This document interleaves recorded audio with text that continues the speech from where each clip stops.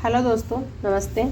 विद्यालय अनुभव कार्यक्रम इंटर्नशिप डायरी किस प्रकार से आपको फिल करनी है, इसके बारे में मैं आपको विस्तारित पूर्वक जानकारी दूंगी।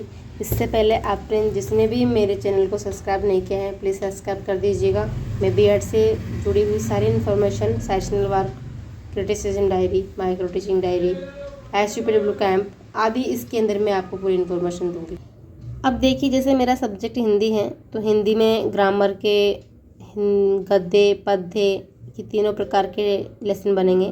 तो लेसन डायरी आपको किस प्रकार से बनानी है, इसके अंदर लेसन किस प्रकार से बनाने, इसके अंदर मैं आपको पूरी इन्फॉर्मेशन दूंगी इसकी।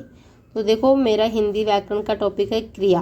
क्रिया जो है उसके जो शिक्षण उद्देश्य हैं वो 6 टाइप के होते हैं, जिसमें ज्ञान, अवबोध, ज्ञानोपयोग, कौशल, अभिरुचि, अभिवृत्ति होती है। अब देखो दोस्तों, जैसे कि ज्ञान के 3 पॉइंट हमको बताए थे, तो 2 या 3 पॉइंट सबके हैं।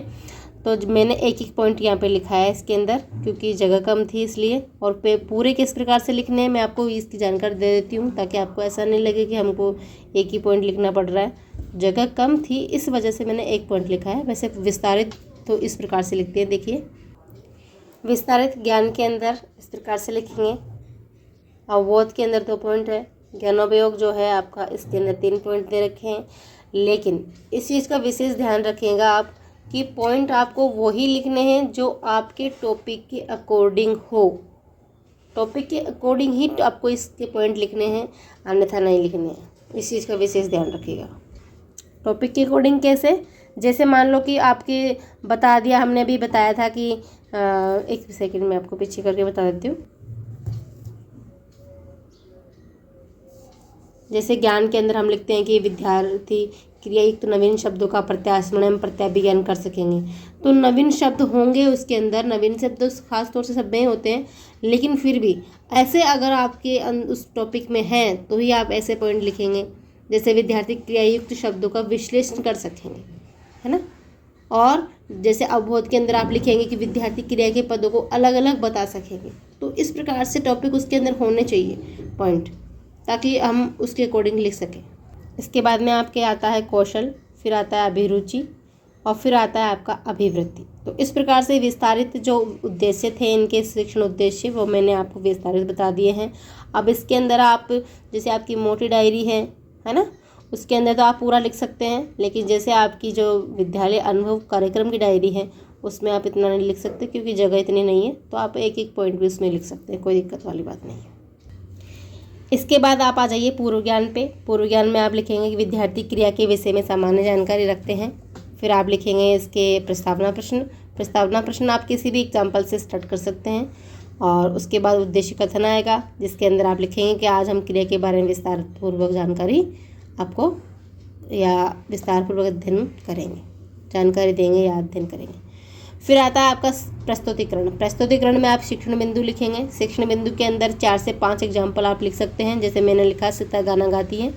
सीता गाना गाती है, इसके अंदर मैंने जो सीता है, सीता को मैंने अंडरलाइन कर दिया और मैंने क्वेश्चन कर लिया कि वाक्य में रेखांकन शब्द क्या है। तो सीता, बच्चे बताएंगे सीता। तो सीता क्या गाती है? गाना, यानी क्रिया, ये वो क्या काम कर रही है।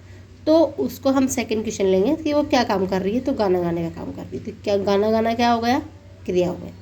तो जितने भी आप एग्जाम्पल लेंगे, उन एग्जाम्पल्स को आप क्या करेंगे, उन सब एग्जाम्पल्स को आप ब्लैक बोर्ड पे भी लिखेंगे, बच्चों को समझाते हुए, बोलते हुए।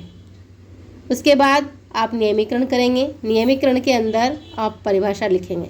परिभाषा किसकी लिखेंगे? क्रिया की। जो टॉपिक आप पढ़ा रहे हैं, टॉपिक क्रिया है तो क्रिया की परिभाषा लिखेंगे, उसके एग्जाम्पल लिखेंगे, और उस परिभाषा और एग्जाम्पल को आप ब्लैक बोर्ड पर भी लिखेंगे बोलते हुए, और उसकी ब्लैक शीट अपने डायरी में भी लगाएंगे लिख करके। फिर आते हैं आपके प्रयोग प्रश्न। तो प्रयोग प्रश्न में आपसे 3 से 4 क्वेश्चन कर सकते हैं। उसके अंदर आप जो आपने परिभाषा बताई है उसके अंदर से क्वेश्चन करेंगे। इसके अलावा फिर आप मूल्यांकन प्रश्न पे आएंगे। मूल्यांकन प्रश्न के अंदर आपके जो क्वेश्चन हैं वो होते हैं वस्तुनिष्ठ प्रश्न। तो वस्तुनिष्ठ प्रश्न आपके सारे हैं ये। इसके अंदर 1 नंबर का है बहुविकल्पी प्रश्न।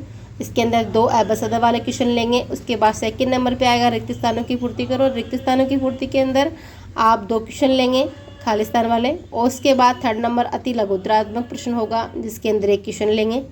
फिर आप लास्ट में देंगे गृह कार्य। गृह कार्य के अंदर आप निबंधात्मक प्रश्न लेंगे जो एक क्वेश्चन ही होगा। थैंक यू दोस्तों। इस प्रकार से आपको ग्रामर का क्रिया का लेसन बनाना है, इसमें कोई दिक्कत नहीं है। ठीक है दोस्तों, अब वीडियो अच्छा लगे तो प्लीज़ सब्सक्राइब कर दीजिएगा।